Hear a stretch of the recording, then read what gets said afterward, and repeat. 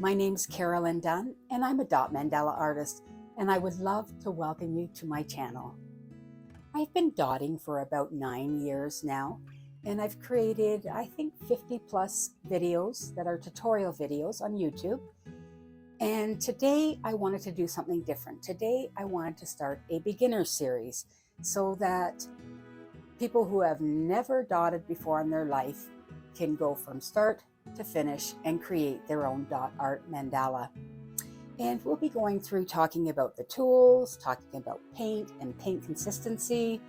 We'll talk about what type of canvas you're going to use, base painting, finding center, creating your grid lines so that your mandala is symmetrical, right? We love the symmetry. And we'll also talk a little bit about brush strokes, using bottles or cones to apply your dots. We'll talk about mistakes because I've made a few. Yeah, we'll talk about mistakes and how to fix them because 99% of the time they are fixable, okay?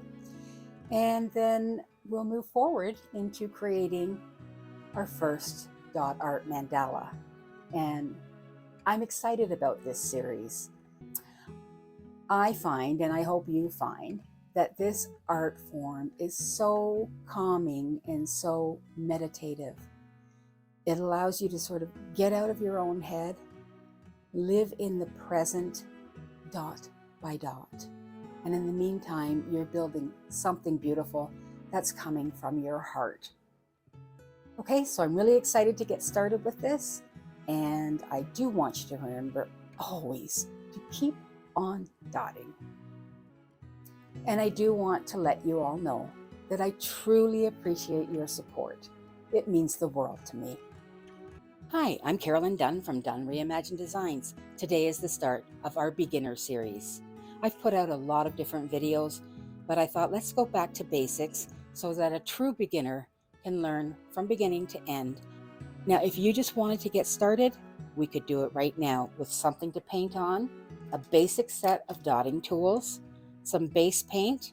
I love black because the colors just pop on black, and a couple of bottles of craft acrylic paint, something to put your paint in, and you're good to go. But in this series, I plan to get into a little bit more depth so that you can understand how the tools work, which tools work best for what, and how to get the right paint consistency to create your very best dots. So welcome, let's get started. As you can see, we have a lot of tools out here. You do not need all of these to get started, but by the time we're done, you'll be able to create something like that. Okay, let's start looking at the tools. The first sets we're going to look at are the nail stylus or ball stylus end tools. They're for the smaller dots. In the set I have, green is 3 millimeters, blue is 2.5 millimeters, white is 2 millimeters, pink is 1 millimeter, and yellow is 0.5 millimeters. But not all sets are alike, so it's important to check your tools to find out what size they are. I always teach my tutorials with the millimeter sizes, not the colors. This is the Thoughtful Dot set. It's very well laid out.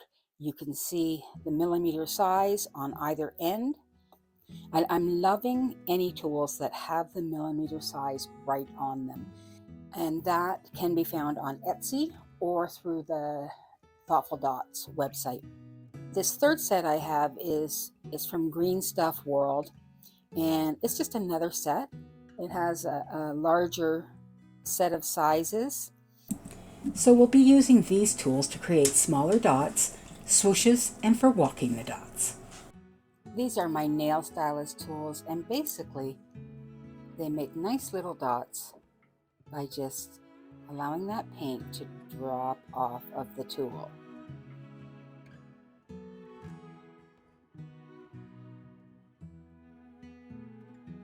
For a swoosh.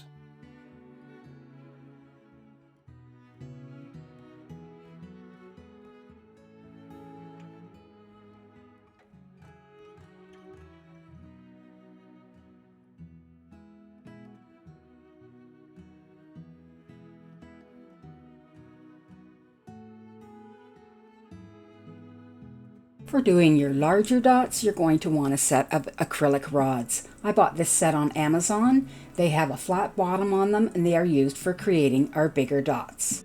So I can tell you the tool sizes for this set are 3mm, 4mm, 5mm, 6mm, 8mm, 10mm, 12mm, and 15mm. And if you're unsure, just measure the diameter. So that's the acrylic rods, and they're the least expensive way to go. You can get those and a nail stylus set included in one set for between $10 and $20. You can see what that looks like by just kissing the surface with the tool. You're perpendicular and you're just kissing the surface. These are the DIY mandala stones ones, and I loved them. I truly loved them. They have a nice flat surface. You want to watch for tools that have a bit of a rough edge from the manufacturing, but these have always been beautiful, and you can go right from tiny little sizes and tiny little dots up to 28 is their largest size. Okay, and the thing is with these tools, I found them hard to see, and so I love this set. I used that until I got the Happy Dotting Company set. So this is the Happy Dotting Company set. Look at how clear the millimeter size is. And I love to use these in my tutorial videos if I'm holding the tool the right way, that you can see the size that I'm using. A great set of tools. They also have the smaller ends for dotting, the 0.5, 1, 1.5, and then they also have these two ball end tools and an ellipsis.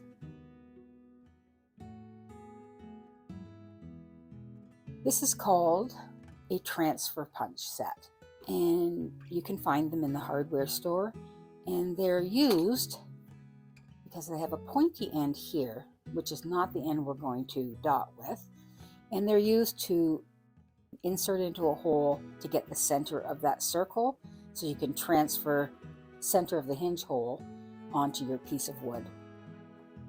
There's a lot of other uses, I'm just not familiar with them. But anyways, I am familiar with the dotting. Okay, so we are using the flat end. Now, it's hard to see and it's pretty dusty, but in there, imprinted on there, is the tool size. And they are in inches, 1/4 of an inch, half an inch, that sort of thing, right? So that's the flat end surface that you're going to use. They're fairly weighty too, so if you like that, that works great for you. A very inexpensive set. So that's our dotting tools for placing the paint. Also, I have some fine tip tools that I'd like to show you as well.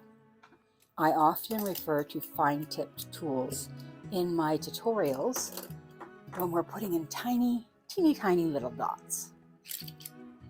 These ones are from the Happy Dotting Company. And again, I guess they've improved this one by putting the millimeter size on. I find that tiny end is great for doing little dots in between bigger dots when you don't have a whole lot of space. I've got this tool.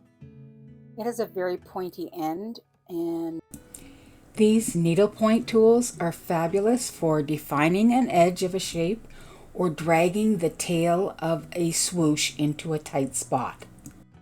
I love those tools. I use these tools all the time. These, Dollar Tree. You get a set of two, one bigger one, one that's thinner. So they're great. And these are just some of the tinier tools from the Green Stuff World set. And you can see you can get some nice teeny tiny dots in with those as well. And then there's toothpicks. Okay, toothpicks are great for doing teeny tiny little dots. The only thing with them is they can build up with paint. Any of these tools can build up with paint pretty quickly, so you want to wipe fairly often, otherwise you're going to distort the size of your dot. It's going to get continually larger. But toothpicks work great as well for making teeny tiny little dots. With my set of acrylic rods, I've used some painter's tape and added the millimeter size on each of the tools. Hopefully that's helpful. So we just finished talking about wiping off the tools frequently. Now, I've seen people do it many different ways. I've done it many different ways. I do use a lot of baby wipes, so you will, dot, dip, dot, dip, dot, dip, dot, and the paint will start building up on your tool. So I'll pull a wipe and I'll just do this, and I'll keep that and use it many, many times. And then you've got the clean end of your tool. So that's while you're painting. And with these larger tools, I do the same thing. I just wipe the end of it off and I'm ready to go on to a new color. I also keep a moistened microfiber cloth, so you can just get it in there and wipe it, or sometimes I'll pull it out and just give it a bit of a wipe like that. Every so often, it's good to give your tools a better cleaning. At the end of the day, I clean my tools with a little bit of Dawn dish soap and warm water, and then I just let them drip dry. But every so often, I use a little bit of rubbing alcohol. You cannot, absolutely cannot, soak them in this or they'll destroy your tools, okay? But if you take a paper towel and you soak it in that, and then you just wipe the ends like that, and then you'll rinse with clear water, and they'll be good as new. The other thing is, sometimes we make mistakes. You've seen me make many if you've seen my videos, unless I've edited them out to make them look perfect. But here are some other tools you might use. I use these to mix up my paint if I'm adding another color, or if I'm adding a pouring medium, I'll use these to mix up the paint. These silicone tools are fabulous for cleanup in aisle 9, if you know what I mean.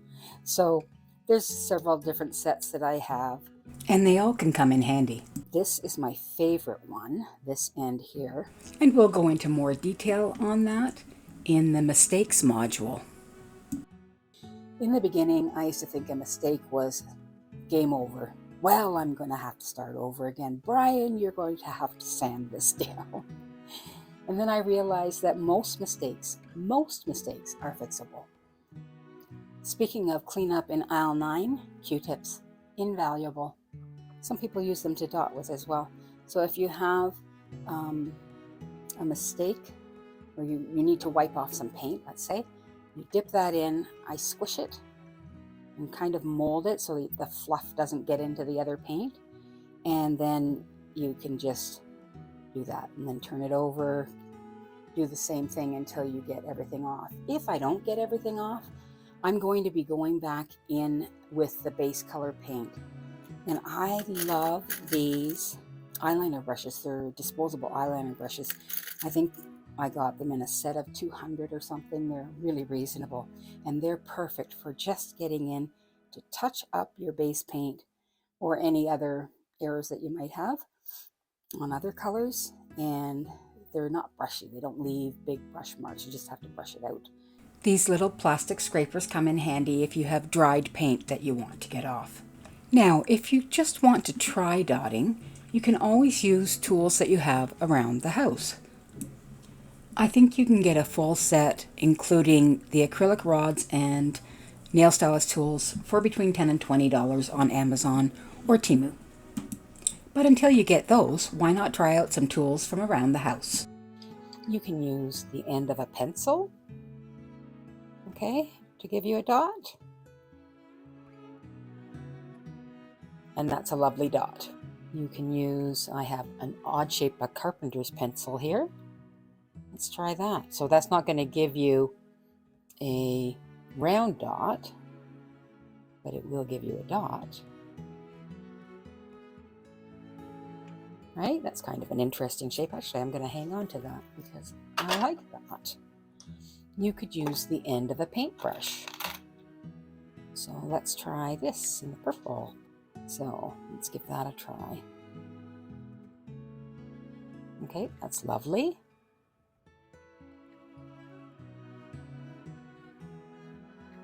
right? You can get nice consistent dots with that.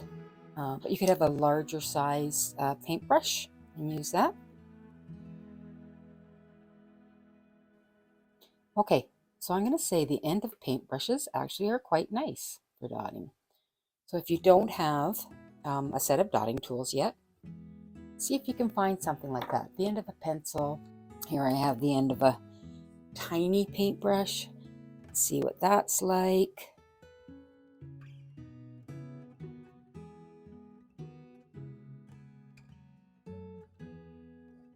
Oh, make that the same size, shall we? Okay, yeah. The end of paintbrushes works really well. Some people talk about using Q-tips.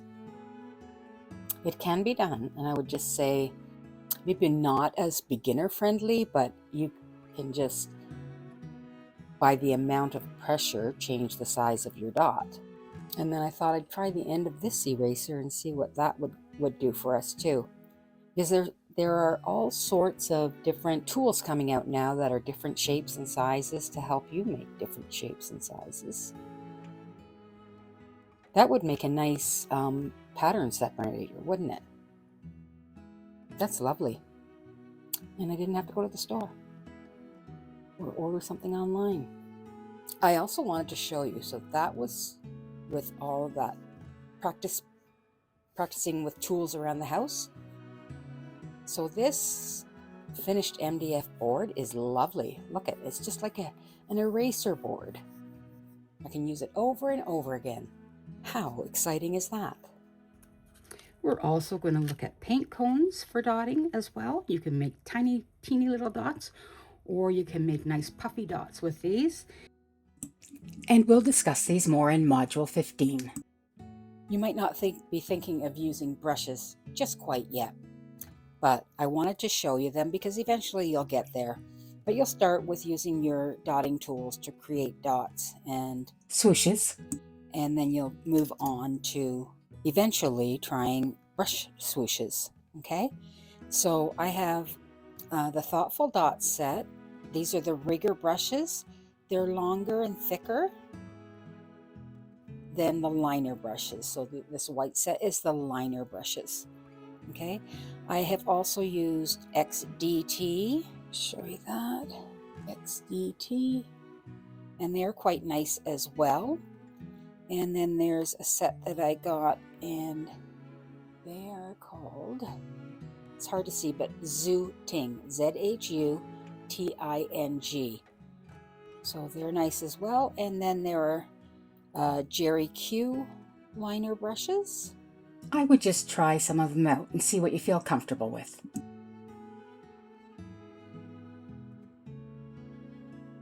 So we'll talk about brushes in the brush section. For ease of painting, so you can just move your piece around, I use Lazy Susans almost all of the time. And this is a neat little one you can get on Amazon for your rocks. And then you can turn your piece around to work on it. If I'm doing brush strokes, I will take it off the Lazy Susan and place it down on the flat surface so I can stabilize my arm and wrist for doing those brush strokes. Well, we've discussed the tools. Now we need something to paint on.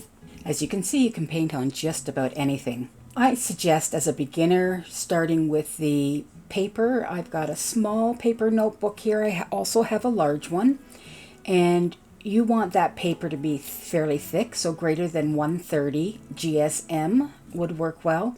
You can paint on a notebook, a canvas, a Lazy Susan, cast molds like this rock and tea light holder, a canvas board. There's this elephant here, a coaster, a wood round. I've got some more canvases here, one on the frame, one on the board. And yeah, you can paint on just about anything. My preference is painting on MDF. I love MDF. It's a nice smooth surface. And so it'll start off looking like that. And depending on what base coat I'm going to use, I may prime it. So that's primed. This one is primed. That's 1/2 inch. That's 1/4 inch. And I have never had a problem with the 1/4 inch warping. Some people have talked about that.